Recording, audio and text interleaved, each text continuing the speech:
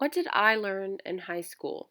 I learned that I really like to use my notes app and I make a lot of notes for random things like people who would die first in a zombie apocalypse and then a list of things I want people to ask me while I'm sleeping.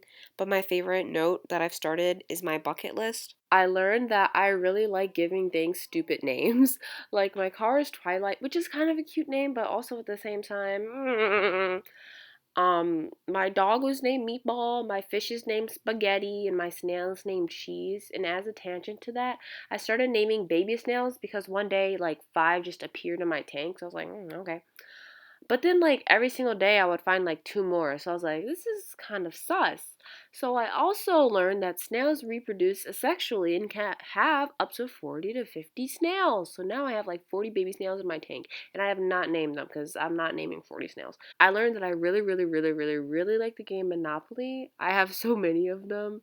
And to connect back, I actually have a note about like my personal home Monopoly rules for like a few different Monopolies.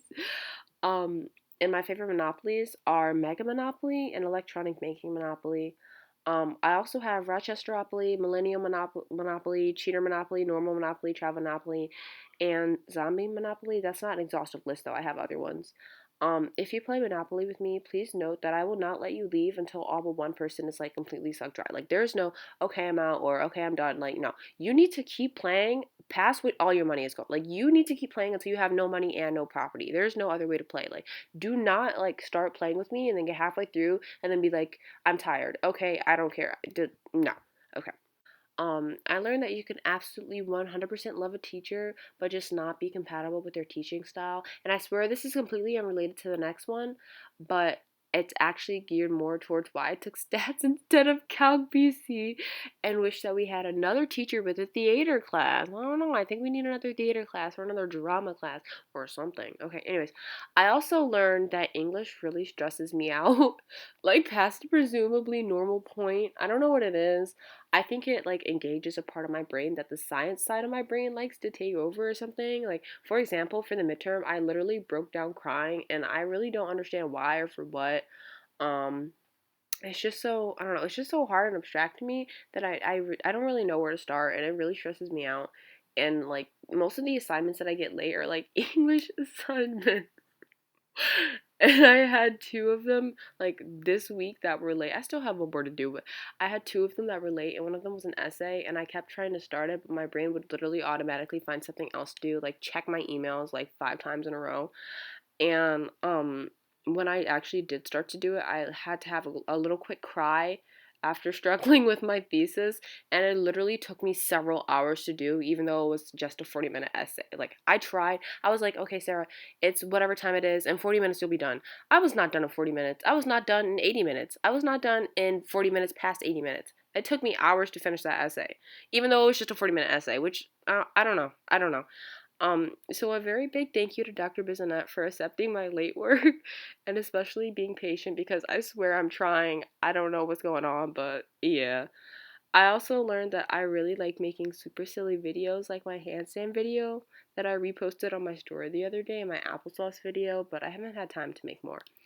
Um, I learned a lot of things about myself. And I learned that I'm super driven and passionate in the sciences, and I learned that I kind of suck at internalizing things that are important to me. And this it's kind of deep. I don't know how to explain it properly, but while I do everything and everything's important to me, nothing really like affects me. Like, I don't know, like I hear people talking about how, oh, doing this one program like completely changed my life. Like, I wish I could like have a mindset like that, but like things don't really have that kind of effect on me. Like, it's not like I don't appreciate it and I don't love it, because I do. Like, I relish everything I do. It just doesn't really change me.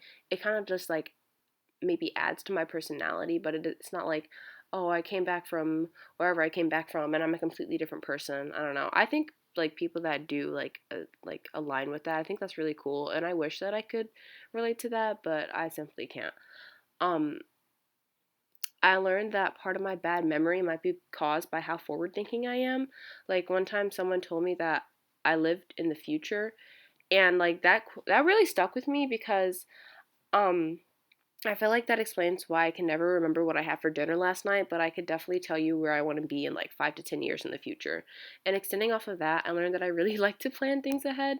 Like you guys already know, I'm heading down to WashU 5 days after graduation for 5 weeks to get 7 units of credit this summer, but I also have a Google Doc with a lot of things to talk about and share with my academic advisors so they can keep me on track. And it goes like up to around like 10 years in the future. And to extend off of that, I learned that STEM majors get like no breaks. Like I swear I did a good amount of stuff in high school for STEM, but there's people out here in 10th grade that are literally halfway to curing cancer and it's so stressful. Like that's why I have to plan ahead because I don't know if you guys saw, but I already plan what I'm doing gonna do during my undergraduate summers and I already have an idea of a competition I want to be in for my postdoctorate. But I feel like it's absolutely necessary for me to plan so far ahead because like the STEM majors are so competitive that like if you're not doing like too much, you're not doing enough. You know what I'm saying? So, yeah, that's what I learned.